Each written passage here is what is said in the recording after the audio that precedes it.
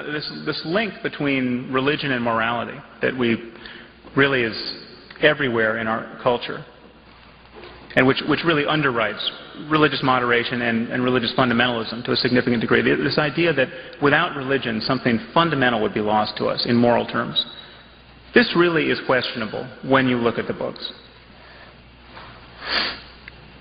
The truth is that not even, to speak specifically of the Bible for a moment, not even an Orthodox Jew or a fundamentalist Christian can take God at His word, given how sadistic God is in books like Leviticus and Deuteronomy and Exodus.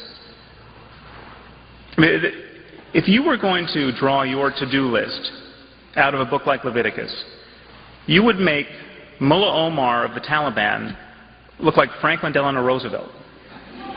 I mean, it paints a vision of life so needlessly horrible, so subversive of the basic project of creating a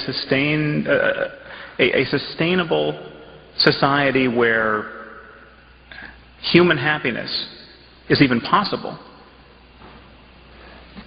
that we effectively have edited the Bible. Even fundamentalists have.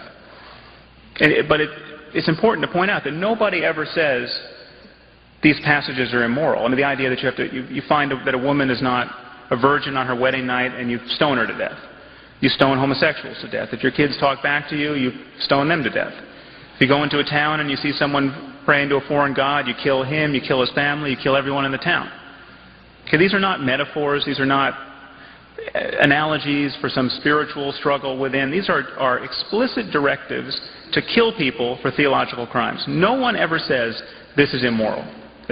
Christians just say we don't have to do this anymore because Jesus brought us the doctrine of grace.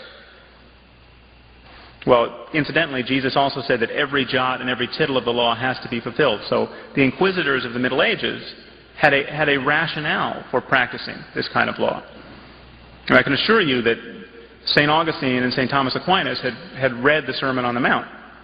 They managed to square the ministry of Jesus with their impulses to kill people for thought crimes.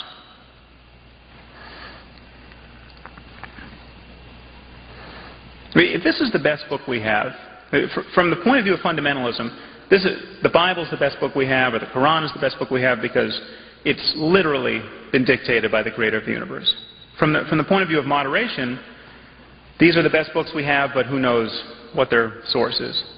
Just the smartest people who ever lived wrote these books, say. If the Bible is the best book we have in the West, in ethical terms, we should be practicing slavery. The Creator of the universe clearly expects us to keep slaves. He simply tells us not to beat our slaves so severely that we put out their eyes or their teeth. Jesus clearly expected us to keep slaves. He never criticizes the institution of slavery. He uses analogies with slaves. Paul, in 1 Timothy, admonishes slaves to serve their masters well and to serve their Christian masters especially well so that they can partake in their holiness. The abolitionists were absolutely on the wrong side of the theological debate.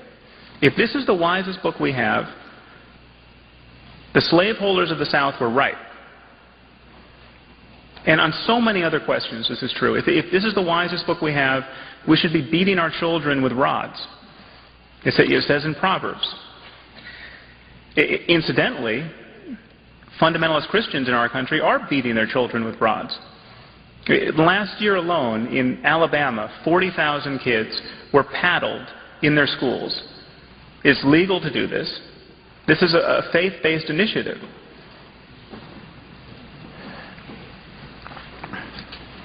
It's important for us to recognize that we decide what is good in the good book. We cherry-pick these books based on our own ethical intuitions.